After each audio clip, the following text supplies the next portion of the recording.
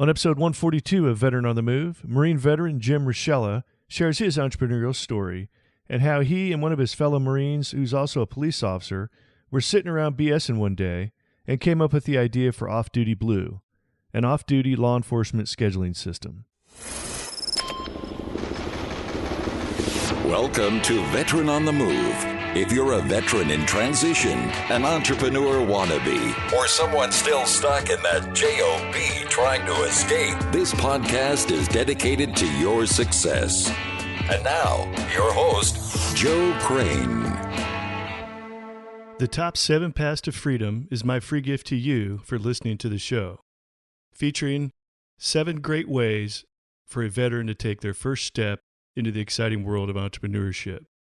To receive your free gift, go to veteranonthemove.com, or if you're listening on a mobile device, you can text the word veteran to 38470. Marine veteran Jim Raschella is the co-founder and CEO of Off-Duty Blue. Off-Duty Blue is a special event management tool developed for the law enforcement community to increase accountability, keep better records, and help departments recover costs associated with security and traffic details throughout the community. Jim is a lifelong entrepreneur at heart and found a new drive and purpose since leaving the Corps in business and the vetrepreneur community. All right, Jim Raschella, you're the founder of Off-Duty Blue. Thanks for being here today on the Veteran on the Move podcast. And like we do normally, before we get to talking about entrepreneurship and business, take us back a little bit and tell us what you did in the Marine Corps. All right, no problem. Thanks for having me on. First of all, this will be my first podcast, so I'm really excited to get my feet wet and jump in here today.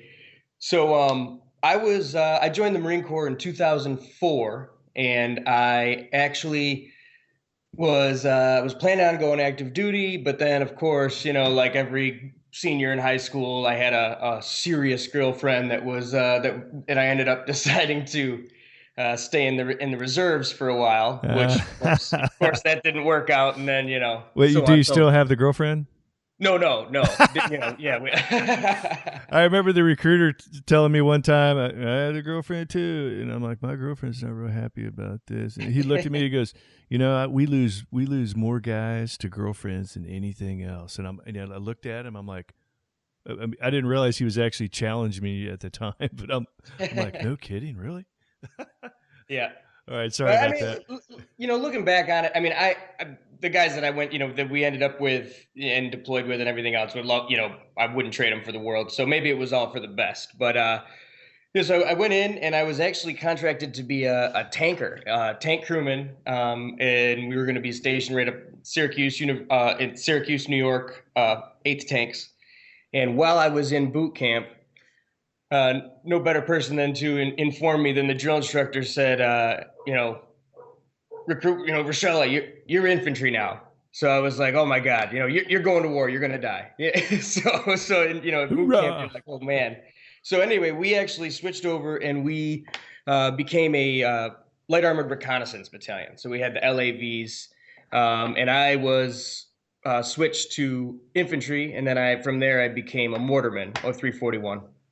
And for the first 4 years of my Marine Corps career, we were actually in the middle of, trying to switch everybody over and become deployable again. So it was just a lot of training. I was actually, myself and one other Marine were the very first infantry trained Marines to ever arrive at 4th LAR, Syracuse, New York. So we were kind of training. I mean, I remember my first drill, I was training the CO and first sergeant on what a mortar system was and how it worked and whatnot. So it was just kind of a very different entry to the Marine Corps, to my unit at least. So over the next several years, we trained up, and the mortar platoon was just very, very, very tight knit, and we would go out to these ATs and when we did our workup in 29 Palms, and we would just mop the floors with the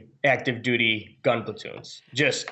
All the gun. I mean, we would just beat them by, 20, 30, 40 seconds. So of course, that everybody loves the reservists to begin with, and that didn't help our cause much. But making them look bad, right? Right. Yeah. So, but we were just a really tight knit group. We were really good at our jobs and whatnot, and we ended up deploying to Iraq in late 2008, early 2009. We were all up along in the Nineveh province, up along the Syrian border in the Sinjar Mountains. So just kind of no mortars to be fired in 2009, or any time even any shortly before. But we were doing a lot of route reconnaissance and we had some Marine Corps scout snipers with us, and we'd kind of drop them into little hiding spots and watch the border and interdict smugglers and foreign fighters as they came across from Syria into Iraq. And shortly after we got back from our deployment, I actually had about 8 months or so left on my enlistment, and I ended up getting out in about believe it was 2010 is when I got out officially, or down to IRR, that is. Yeah. Now, when you were in the reserve unit and when you were deployed and all that, did you have a full-time job, or were you mostly doing school and the reserve thing? Yeah. So the reserves it was tough. I was going to school and then, certain drill weekends or we'd have long ATs and this and that. It kind of always, it didn't necessarily stop me from pursuing any major career or anything. But it was always kind of an excuse not to pursue a major career, So I was kind of jumping around from job to job. I did work at a marina that I've actually worked at ever since high school, and loved working there. So that's kind of what I did mainly when I wasn't in school and wasn't deployed or training or whatnot. Okay, so you ended up leaving the reserves after your Iraq deployment. So what was that transition like for you, and what did you end up doing? Well, so I actually had an opportunity to move down to West Palm Beach, Florida. And I was joking around. I said, hey, I'm retiring early. I'm going down to West Palm Beach. And I worked at this real fancy hotel called the Breakers on Palm Beach. And I got a pretty well-respected job at the hotel. I was like a bungalow concierge. So it's kind of a glorified cabana boy for all these rich people around the pools. And the money was great and everything, but it was actually really, really difficult for me to go from being something I was really, really proud of to like handing towels out to people, and that was it. I didn't even realize at the time how hard that was for me. And then now that I'm past that point in my life, looking back on it, that was a really tough transition. Yeah, but I'm willing to bet that after boot camp and your time in the Marine Corps and Iraq deployment, you were one of the best towel boys they had. Absolutely, hands down, best towel boy there was. But not really what you wanted to aspire to be on down the road, right? Right. And I just had this this kind of, it wasn't a acknowledged fear, or I didn't know it at the time, but I think that I was a little scared or maybe even you could say depressed, that it seemed like the coolest things that I was 25 years old and I've done the coolest things that I'm ever going to do in my life have already happened. Like going on, being in the Marines and going overseas and being a part of the best mortar gun team there ever was, and all those things, that you didn't have them anymore.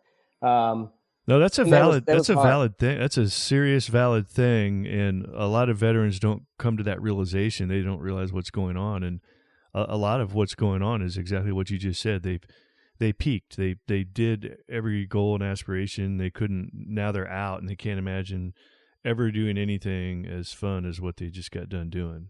Exactly. It's scary. It's terrifying, really. And it's kind of hard to put your finger on it. But I think that's what it was, is that, especially, okay, the job wasn't all that gratifying. It was not a big career choice and everything, but I was living in, West Palm Beach. I had a great condo overlooking the water, the whole 9 yards. And yet I was still in the back of my head thinking that the best times are already behind me. And that is it's very a scary feeling. And it's very dangerous too. Right. Oh, absolutely. And, we were very, very fortunate. We were there in 2009. We didn't lose a single Marine. Nobody got blown up. There was some IEDs found that didn't detonate. We found some, foreign fighters that came over the border. by 2009, they knew enough to throw their hands up and just get tossed over to the Iraqi army. But we were very, very fortunate. So it wasn't like, there wasn't this really heavy incident or any sort of, PTSD or anything that I could really associate this feeling with. I just was not happy. It was just a kind of a blah period. Right. And I think that's actually, and I've always been an entrepreneur my whole life. I've always wanted, ever since I was a little kid, I was constantly making things and trying to sell them to people who didn't want them. And, just, just like little silly, like always had these ideas, to do things.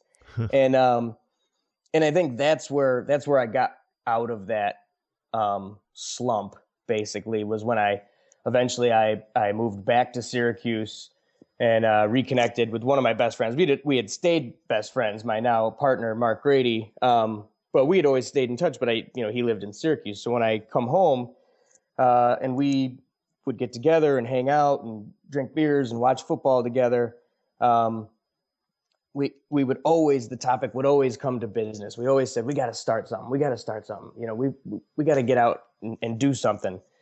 We never really knew what it was, but it was through that is then kind of where I found that purpose, where maybe there is exciting things out there. Let's actually start something. Let's not talk about it. Let's do something, because my brain needs me to. You know what I mean? Like for my own sanity, let's do something. So we would always kind of we would sit around and we'd, every Monday we would always get together and watch Monday Night Football, either at my house, his house, at a bar, somewhere.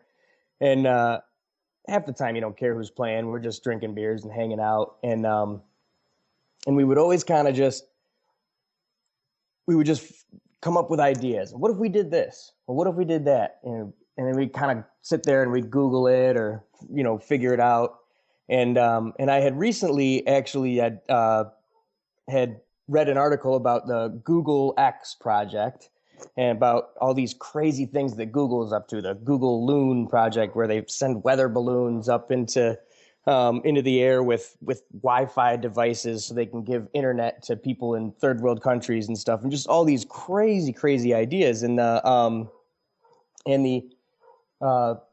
way that they find these ideas and pick the ones that they want to develop is they have a rapid evaluation team. That they have one team that comes up with the ideas, and they have another team called this rapid evaluation team that their only job is to kill those ideas. They shoot them down as fast as they possibly can. Mm-hmm.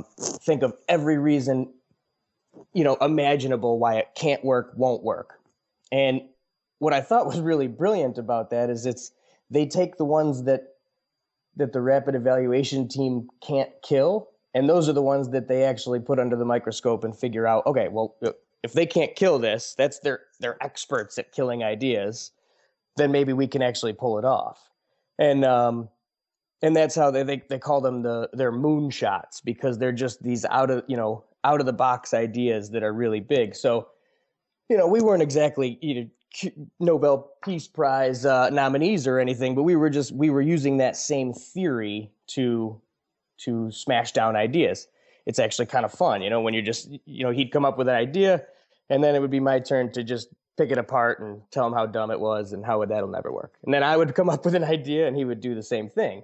Yeah, kind of like a murder board. If you're getting ready to do a military type brief, sometimes you'd have a murder board ahead of time where your friendly audience, so to speak, would listen to it, and they would just pick it apart, and then you go back and redo your brief and presentation and everything else. And so theoretically, by the time you get to the end and where you're ready to do the real thing, you've already fixed all the issues and problems and answered all the questions that may come up. And that's a great system. It reminds me of in entrepreneurship, there's that term fail fast. And that's really what you're doing. And the reason why they say fail fast is you don't want to let an idea fester and fester and fester. You want to run it through that entrepreneurial process, because really entrepreneurship is a process. It's a planning process or an execution process that you can run it through. And the better you get at it, the quicker you can run an idea through the process. And that's essentially what Google is doing, is running it through. What comes out on the other end that survives, then they'll look at it and try to make it happen. And it sounds like you and what was his name, Mark? Mark. Yeah, Mark it sounds like you and Mark were doing your own version of that, which was great. So tell me about, at one point you're sitting around with Mark and the idea for Off Duty Blue comes up, right? Right. So this actually was almost by accident. We were hanging around. That makes the story even better. Right. Yeah. And on comes on this news story, a local news brief, where they cut in during a commercial or something that says, big timekeeping overtime scandal within the local sheriff's department, your secondary employment scandal or something. And I look over at Mark, he's a deputy at that department. And I was like, well, what's that all about? She says, oh, well, there's a bus company that hired officers to do some security, and the bus company thought they should be doing one thing and the officers thought they should be doing another thing. So rather than just trying to resolve the issue, the bus company had them arrested for falsifying timesheets and all this crazy stuff. So I looked at him and I was like, well, how do you guys keep track of all that? How could this misunderstanding have happened? And he said, he kind of just shrugged his shoulders and he's like, we don't. So right there, we kind of just looked at each other and we're like, okay, let's moonshot this thing and figure it out and start, what do you mean you don't? Like, that's a crazy opportunity. People have to be, records need to be kept, all that kind of stuff. And we just started, we came up with the simple solution was, well, someone should come up with a centralized, system for handling those things and taking requests and having officers find those opportunities and automating the permit process that the administration has to sign off before they can work such jobs, and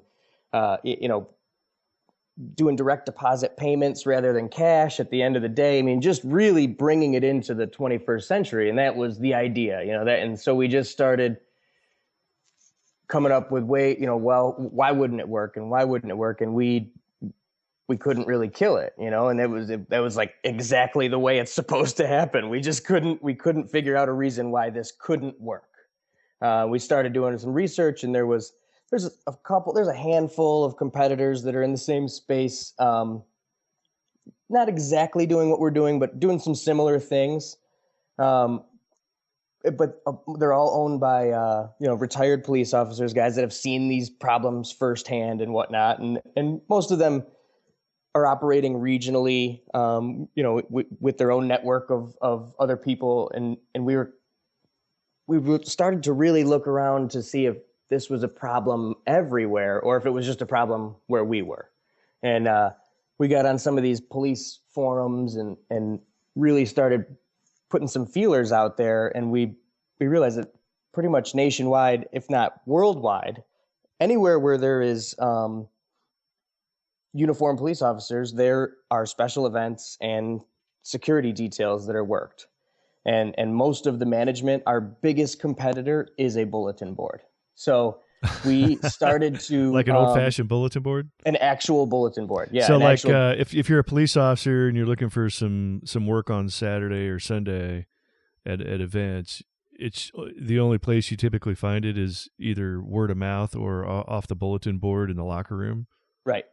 And if some of the more technologically advanced departments will send out a mass email to to all of the officers in the department, which in a smaller department, yeah, sure, email works fine. If you're sending it out to 30 or 40 officers, then that gets the job done. But it's the departments that have 200 and 300 and 400 officers, and their email is filled with these job opportunities that they don't, they may or may not be on during their, like, that might be smack in the middle of their shift. So now they have to, look in at their calendar and see, are they even available to work that? Hope that they got their, responded to the email or signed up on the bulletin board before somebody else came along and did it. And we found that it was a very, very uneven playing field. What you tend to see is you have, 25% of the officers getting 95% of the jobs because they just kind of, they check the bulletin board every single morning, or maybe they work in headquarters where the bulletin board is, or, there's ways that they can get these jobs and opportunities and work. And there's other officers in the department that would probably like to make some extra money on the side too. So we've designed a very simple scheduling and management platform that actually allows the jobs go up on an interactive job board, and the officers can view those opportunities based on their availability. So they go ahead and right when they set up their profile, they just plug in their normal shift. If they want to have Sundays off to spend with their wife, or if there's a birthday party coming up, they can put all that stuff into their calendar. And then when they just hit search jobs, they only see those jobs that work with their schedule. So they don't have to sift through their calendar, and then they can just apply for them, sitting on the couch from their phone if they want to, rather than having to go sign up, at the bulletin board. And then we put a bunch of different engines in there so that there's a rotation, or it's done by seniority, or however the department wants to assign those jobs. They can manage those settings so that it evens the playing field for everybody involved. Oh, so an actual police department can have, I don't know what you would call like administrator rights to control a lot of the elements of it, huh? Right. Yeah, we can change those settings and manage them ourselves. Some departments they don't want anybody else managing that stuff. They want to kind of have control over those assignments and whatnot. And we give them that control as well. But that's one of the biggest things, is that not only is it the ease of use and making it a little bit quicker and even the playing field so that officers can find jobs easier, but I think the more important features are avoiding that news brief from ever happening that we saw. I mean, that's the real value in it, is that there's full accountability. The entire program is transparent, and it gives the administrators a peace of mind that a misunderstanding like that can't happen, because it's all right there. Let's pull up the job and see what the actual request form said. And that way it's going to be very black and white. Somebody is right and somebody is wrong. So by keeping track of all of those things and actually having really good records and automated permits, it allows for the administrators to sleep a little bit better at night, knowing that they have a better idea of what's going on outside of the department. So that's what I think is one of the most important things, is kind of just, being a police officer is hard enough, and especially right now. Things like finding an extra job or making some side money really shouldn't have to be, Right. So, how long has Off Duty Blue been up and running? So we actually just finished our MVP this year in, I would say, May. And we are currently working with several different police departments in upstate New York, whereas we're going to be doing our initial beta testing, and we're going to use that market where we're very familiar with to try to get at least 2 or 3 departments working.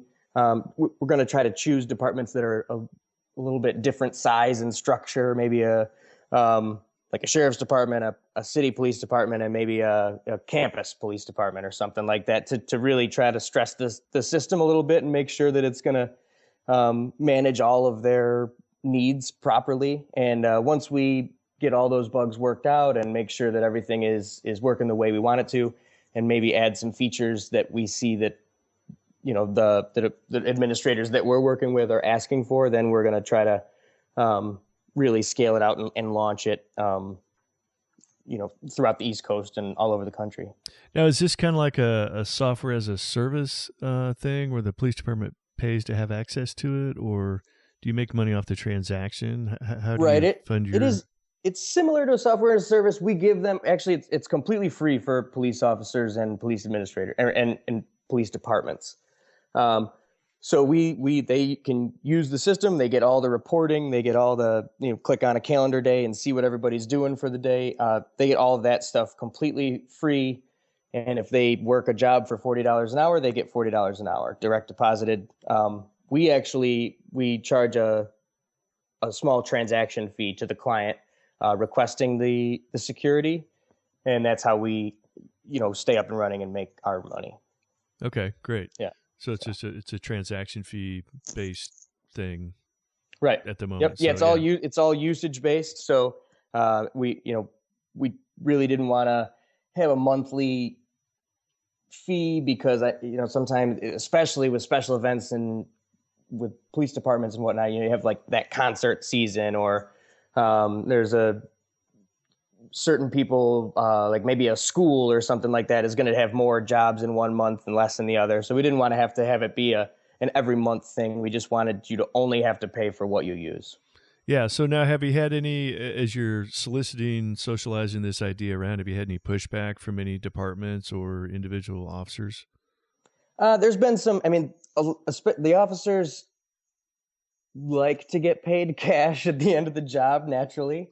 Everybody likes to get cash at the end of the job, but it's not, for insurance liability and tax implications. It's really, I think a lot of guys, they would rather get cash, but they do acknowledge that they, to actually get it direct deposited and have everything reported properly is probably the right thing to do.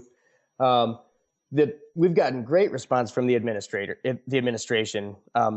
Some departments have really, really great systems. They're often pretty time consuming because they do still work off of the bulletin board and paper timesheets and word of mouth. But some departments have taken a very, hardline approach to actually making sure those records are kept. There are other departments that look at our system and they're like, "Whoa, records! We've never had records before. That's awesome. We would love records." Yeah. So, yeah, so I'm sure you'll see all sides of the spectrum. But I am kind of curious, hearing about this, not being involved in law enforcement myself. What is the benefit to a police department managing this kind of thing, especially if there's a lot of requests coming in every weekend? And I mean, that's even just forwarding emails out to all the officers. You got to have somebody doing that. You got to have somebody receiving the security requests and all that. So it kind of makes you wonder, what is the advantage to the police department to even be willing to manage all this stuff, even before they got a good system like this, Right. And a lot of the time it's supporting their officers' ability to make some extra money. But also a lot of it is community relations stuff. So there's a lot of parades and 5K races, and anytime a traffic needs to get shut down for a road race or whatnot, police have to be there to do that security, and they can't take someone off the road to do it. So that's where they usually would, have open up an opportunity for a security detail to do those things. Sure. What we've seen over the years, though, I mean, moonlighting, that's the old term for it. Moonlighting's been around as long as the job has been around, as guys working security and whatnot. And I think that it's just become part of the package. Every departments. I don't think there is a huge benefit for them. In fact, it's actually, it costs money to make those emails and make the schedule and figure out who's working where and call guys specifically to see who's working and to turn in those timesheets. And what has happened over the years is that a lot of private sector activities have become public sector labor. And it happened in front of our eyes and nobody even realizes it. There's a lot of police departments who have an off-duty coordinator as a full-time position, sometimes more than one.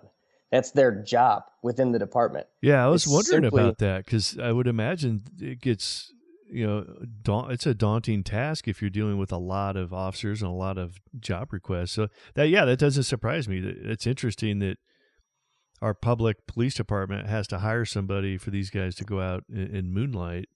I mean, it's great that they're doing it, and there is a huge community service aspect to it also. So I was just kind of curious about that. I never had really thought about it. Yeah, it's wild. When we kind of started to really dig into this, I remember Mark and I, when we first came up with the idea, we said, "Oh, this will be a cool little side gig, and maybe we'll send our kids to college or something off of this." And then we started actually realizing how many hours were being worked on a yearly basis, and it was mind blowing. I mean, so I currently live in Raleigh, North Carolina. The city of Raleigh, just the city, so not county sheriffs or any of the smaller departments, but the city of Raleigh generally does about 100,000 hours of off-duty work every year. Wow, that's incredible. It's amazing, and they're, you know, with a minimum rate of $35 an hour, it's a $3.5 million market. You just wouldn't even. It's so hard to even wrap your head around. Yeah, no kidding.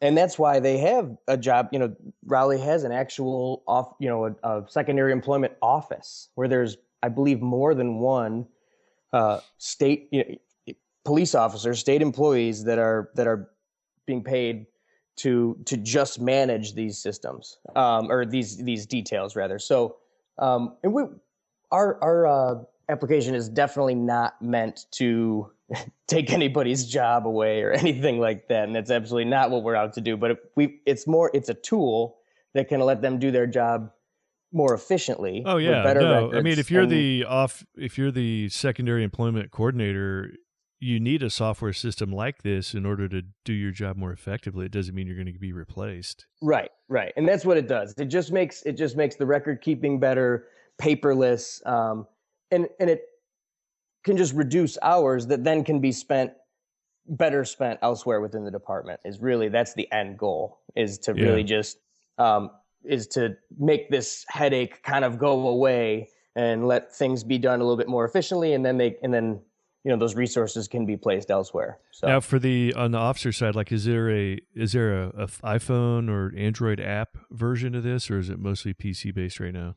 Right now, we don't have an app. We actually have our website is really was designed. It's responsive, so it's designed to look and act just like an app. Everybody who sees it on my phone thinks it's an app. That's just the way that we had it built. We probably will be developing an app at some point, just so that we can add some cool features like punch in, punch out right from your phone at the job, all that kind of stuff. Yeah, like better like geolocation, check in and check out. Right. When you get close, it lets you check in, something like that. Yeah, but I'd really like to be able to, right from your phone, you see your job and you can click on it and it'll bring you directions, to the location or whatnot. Because some of these, they don't know where they are, but yeah, I mean, definitely an app is in the works at some point. Right now we're doing really good with the website. The web application is working really good and definitely checking all the boxes for us. So, all right. Well, how do we check out Off Duty Blue if we want to look it up? Yep. So it's just www.offdutyblue.com, and we're also on Facebook, Twitter.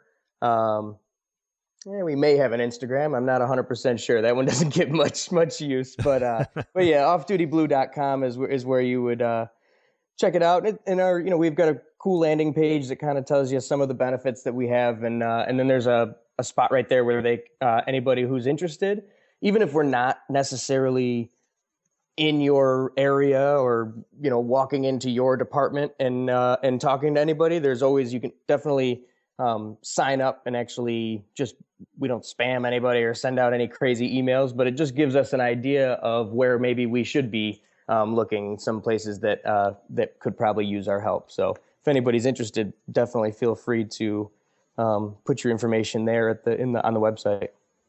All right, that's great. So we're getting close to the end of our time here, Jim. I do want to give you the last word, and I usually like to ask, you guys are well along your way. You're kind of in beta version at the moment, but it sounds to me like a great program, great service. Maybe we can have you back here in a year or two when you guys are on Shark Tank and you've been bought out for millions of dollars and all that. But for now, if you could talk to that veteran out there or soon to be veteran going through a transition, who's got that entrepreneurial fire burning inside of them, what would you say to them as far as what it's like and what it's done for you? Yeah, absolutely, and we'd be more than happy to come back on anytime. This was really fun, but as far as to that veteran, I think that veterans make fantastic entrepreneurs, and I think we all kind of know that now. But there's there's reasons for that. And I actually, one of my best friends from my platoon, him and I were talking, and I was kind of griping and whining about something not going the way that I wanted it to. And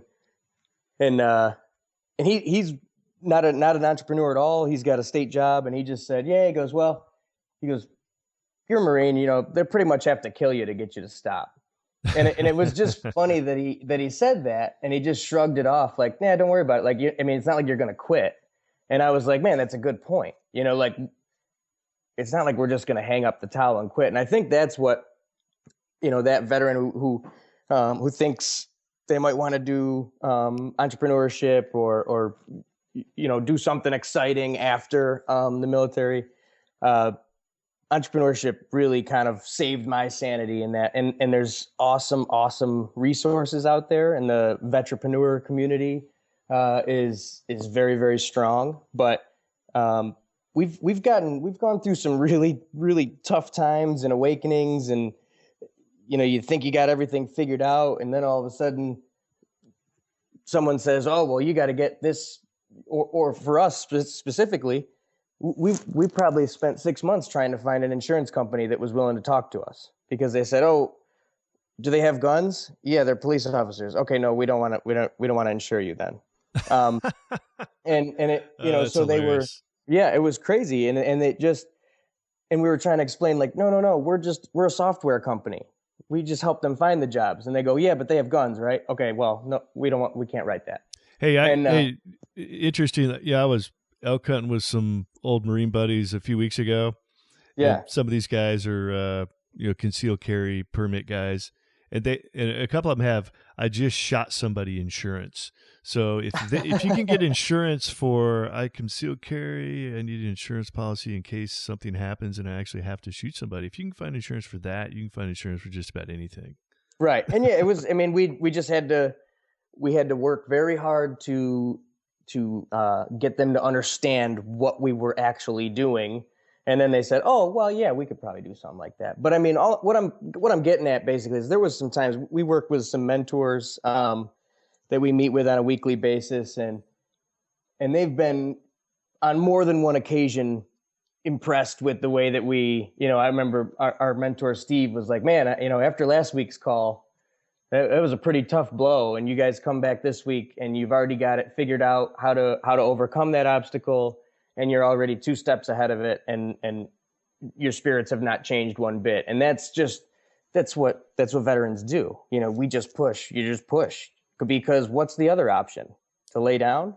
And I think that's the key in entrepreneurship. And I'm not saying that everyone is gonna go off and be a millionaire, but I think that our bodies, our brains are trained for this. And it really, really transitions well. And I think that anybody who's even thinking about it, put some feelers out there, talk to some other veterans, get involved with some of these veteran business communities, and go hang out with them, and see if it's for you. Because I think that we definitely have a leg up, and we should absolutely take advantage of that if that's what you're thinking about doing.